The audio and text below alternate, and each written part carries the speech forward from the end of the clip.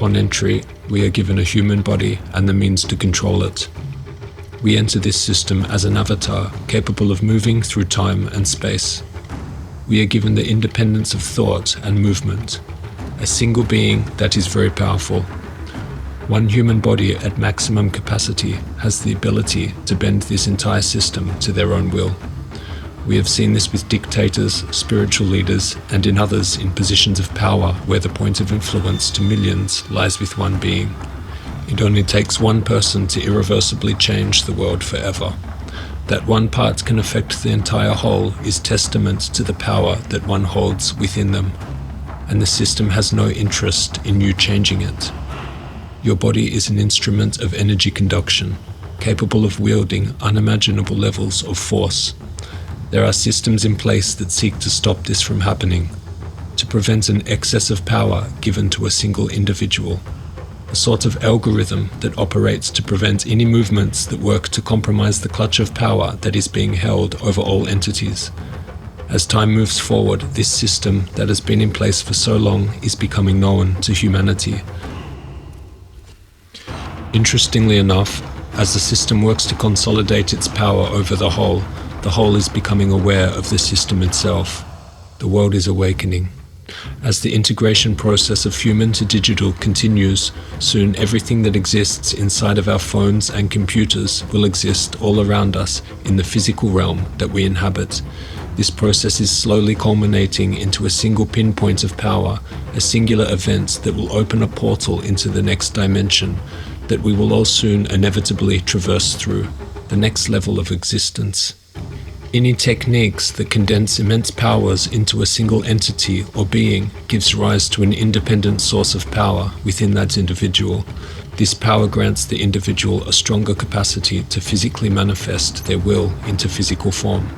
When much energy accumulates within a single unit of space, the pressure within that space increases.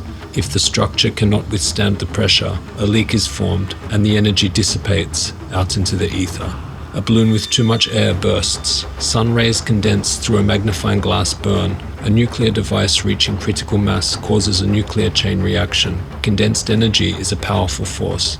It is the strength and integrity of the structure that determines how much pressure it can withstand, thus how much energy it can hold.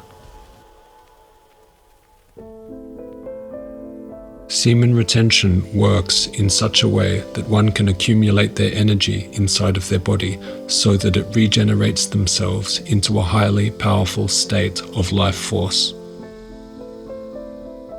The level of accumulation depends on the individual's strength of will to keep these forces within their body without them being expelled. Sexual energy conservation is an alchemic process that has been discussed and practiced throughout the ages since ancient times. That is why most great geniuses like Pythagoras, Plato, Aristotle, Leonardo da Vinci, Spinoza, Newton, Beethoven, Spencer, etc. led continent lives. They conserved their seminal lecithin, which was converted into brain lecithin, providing their brains with optimal phosphoric nutrition on which brain activity so greatly depends. The ancient Greek philosophers speculated much concerning a possible internal physiological function of the semen when retained within the body. There is still much we are yet to learn about energy, so we see the benefits of retention expressing themselves in oftentimes abstract ways that appear almost unexplainable to anyone who hasn't tried it for themselves. Attention from people, from animals, unsolicited offers from others, heightened intuitive awareness, and so on. If you have ever seen sound waves in sand, you will see that the patterns of sand are organized into completely different forms depending at which frequency the sound waves are vibrating at. In much the same way, you are raising an output frequency by abstaining from interaction of your lower energies. This change in frequency rearranges the entire state of your very existence. Your semen creates life. Your body is life, and in order to make new life, it has to sacrifice a small portion of its own. Many people today are losing this valuable resource on a regular basis, and repeated over time, this has been said to deplete our overall life force. After the leaks of loss are stopped and the energy builds up within the body, one may feel immense emotional and physical pressure, coupled with a strong desire to release those built-up energies via sexual activity. But once this leak of release is sealed up, the energy will seek to express itself in other ways, in more creative forms of endeavor. This is how transmutation occurs. This energy needs to be expressed, and it will express itself unconsciously in anything that you do, in any venture you undertake. It does not necessarily require any such special rituals to transmute this energy. All that is necessary is the habit of retention and the physical commitment to the objectives and activities you are carrying out. If you're an artist, you just need to keep making art while retaining. If you're a business owner, you just need to keep working on your business while retaining. It has been my experience that no particular transmutation ritual is necessary here. It is simply the physical act of carrying out your life's work whilst conserving sexual energy that will allow for transmutation to occur. A speaker or writer who is addicted to waste in this department, though he may talk and write with great profuseness, may expect that his words will be comparatively powerless in their effect upon others. They will lack germinating power. But he who retains this element, other forces being in proper balance, charges not only his words, but his very atmosphere with a power which penetrates and begets new thoughts and new emotions in those with whom he comes in contact. Reserve is the grand secret of power everywhere. And when the fit time comes to exercise the crowning function of manhood, to impart the germ of a new immortal who shall repeat oneself in a nobler type, to expand and rejoice through the eternities, he who has reserved his forces has at full command the elements requisite for the godlike purpose. As an entity increases in energy, the power of their will increases accordingly. The body carries out the process of physical manifestation. The more energy in the instrument, the more force it is able to generate out into the physical realm. Written over 150 years ago on the subject of semen loss. But there should be no waste. It's too precious.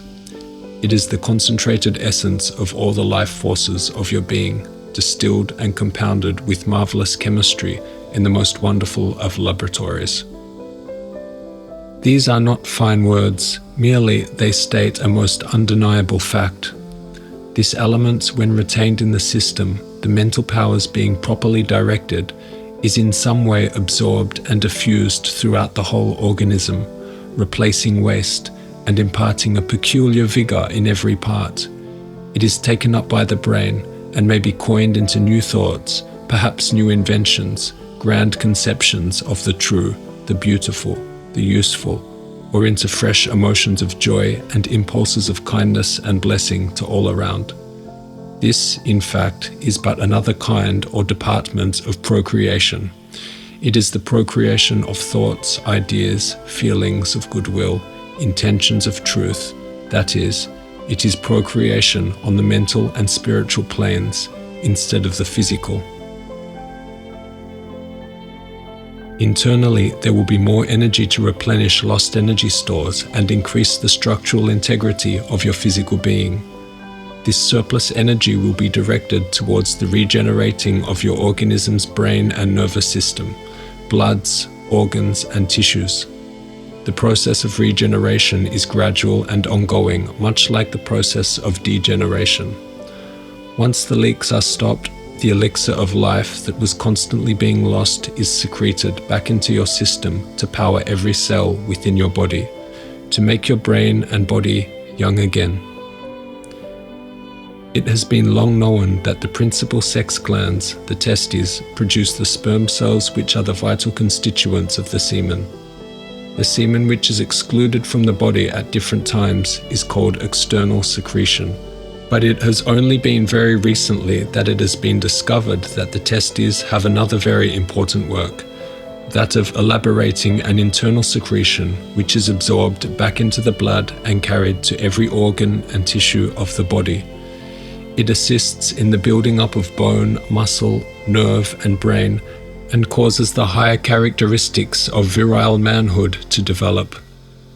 Even at the present time, though, the exact nature of this wonderful secretion of the testes, which is called spermine, has not been determined, but the production by the testes of a substance having the wonderful influence mentioned has been plainly established. It is easy to see the wonderful effect of these fluids in the youth, and those that have lived continent lives have nothing but benefit to report from experiences.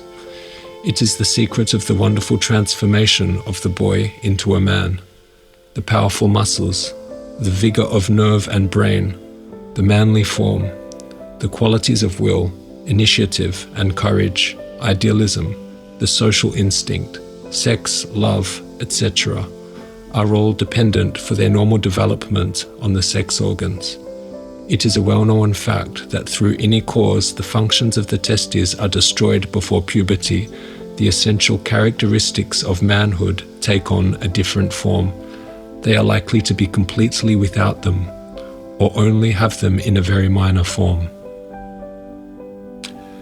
Consider the transformational process a man goes through during the stages of puberty: the development of muscle and form, the growth of body hair, the deepening of the voice, the mental shift, an utterly metamorphic process of change taking place in large part due to the internal secretions of the male hormones from within the testes.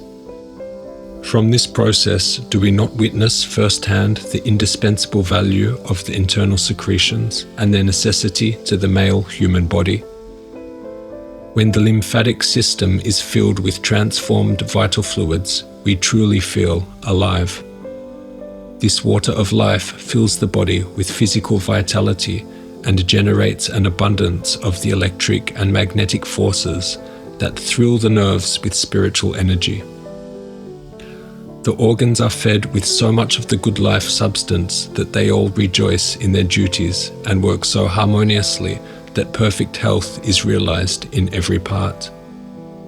The brain is fed with the subtle essences which are transformed into thought force, and the mind is clear and brilliant with a thought-creating power above the ordinary. Thus we see that the greater part of the physical and mental strength is derived from the conservation of sex life. It inspires to joyous activity in every line of work and gives that feeling of self-completeness and satisfaction that brings serenity and security of mind. The lymphatics reabsorb the vital essence that are not expended and return them to the blood, by which they are redistributed to the various physical organs. The organs of sex have other uses in the human economy than selfish gratification or the propagation of offspring. There can be no great development of spirituality until it is understood that the conservation of the sex fluid furnishes the essence from which the nerves and brain are nourished. These restorative and regenerative benefits associated with conservation have been written about extensively throughout history in the scientific, medical, biology, philosophical, and religious texts. From religions all over the world that had minimal contact with each other during previous periods, yet still arrived at similar conclusions regarding the benefits of retaining one's sexual force. The link between the mind, the sexual organs, and the connection to one's state of health have been recognized and discussed for thousands of years. Few souls there are on this earth capable of containing the life force that stirs inside of them. A force that so desperately wishes to escape. The essence of God that is flowing through your body and coursing through your veins. The renunciate attracts everything. Along the way, he can actually attain any worldly thing. The more austerities, the better your karma. The better your karma, the more lovely things are given to you, and the more your material attachments are tested. Your temptations increase as you become a renunciant, because one becomes more attractive to all of nature. You become a magnet for nature. And because you are no longer in nature's thrall, nature becomes your thrall. This goes on incarnationally until you have experienced enough to renounce all. This is a profound metaphysical truth and fascinating to watch. The aspirant will be tempted many times, and many times he may fall before attaining final liberation. The great yogi Swami Vivekananda wrote about the phenomenon this way. When you renounce nature, you find that she takes an interest in you. When you renounce her a little more, she begins to chase you. And when you finally don't care for her at all, she becomes your slave. Another way of stating the law is thus: when you become entirely devoted to the Lord of creation, all of creation becomes devoted to you. The universe exists all around you, yet within your being, the universe is concentrated into enough power to carry out its own will, the will of the universe. You are a living and breathing manifestation of this universe, and the universe around you is supporting this growth. Your being is carrying the torch for all of nature. Nature is on your side.